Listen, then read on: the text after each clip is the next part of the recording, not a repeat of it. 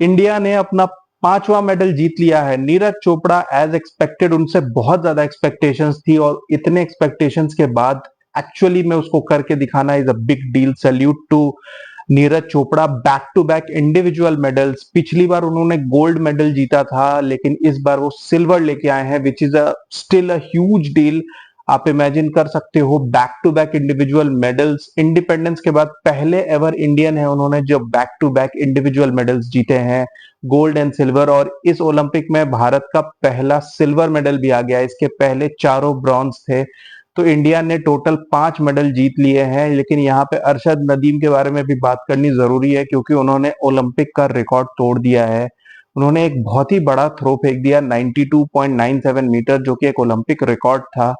और आखिरी शॉट में भी उन्होंने एक 91 प्लस फेंक दिया एक थ्रो। तो आप समझ सकते हो कि 290 प्लस थ्रोस के साथ उन्होंने कंफर्टेबली इस गोल्ड मेडल को जीता, आई वुड से, क्योंकि टॉप 2 शॉट्स उनके ही थे। नीरज चोपड़ा ने आउट ऑफ द 6 ओनली एक वैलिड थ्रो फेंका। कुछ उन्होंने डेलिबरेटली फाउल कर दिया क्योंकि उसके स्कोर कम थे, मगर स्टिल वो एक shot was enough to be the second best.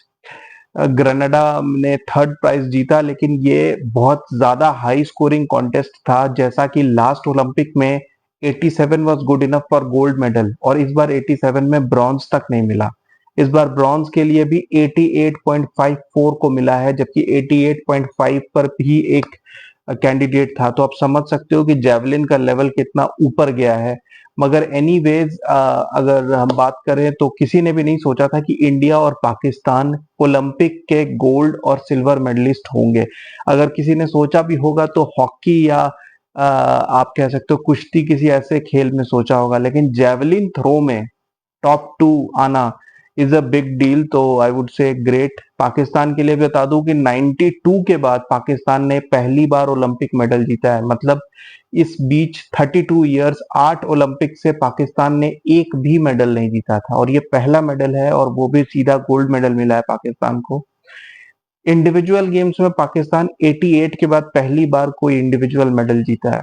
तो एनीवेज, पाकिस्तान का भी खाता खुल गया इस ओलंपिक में। इस ओलंपिक में उनके सिर्फ 7 एथलीट आए थे और एक ने मेडल जीत लिया है। इंडिया काफी अनफॉर्चुनेट रही, जैसा मैंने पिछले वीडियो में भी बताया था, और मेडल्स भी आ सकते थे, मगर अनफॉर्चुनेटली काफी प्लेसेस में इंडिया, 6 कॉम्पिटिशन्स में इंडिया फोर्थ रही, एक जगह डिस्क्वालिफिकेशन हो गई।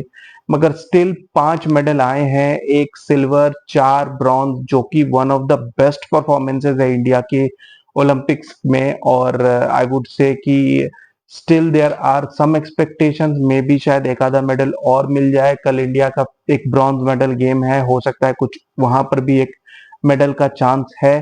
तो लेट्स सी अब जाते जाते इंडिया कुछ और मेडल्स ले पाता है कि नहीं, but still 5 medals, 1 silver, 4 bronze is a good deal.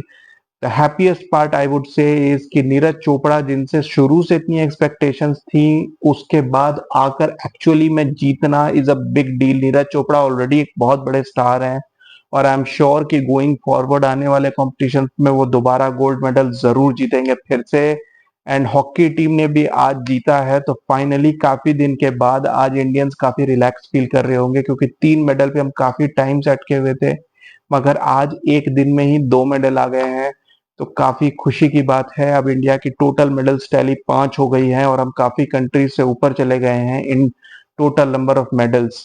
Anyways, it's a reason to celebrate for India and of course for Pakistan as well, क्योंकि पाकिस्तान का भी पहला मेडल आया है। तो चलिए मेडल सेरेमनी को एंजॉय करते हैं। Keep watching guys, thank you.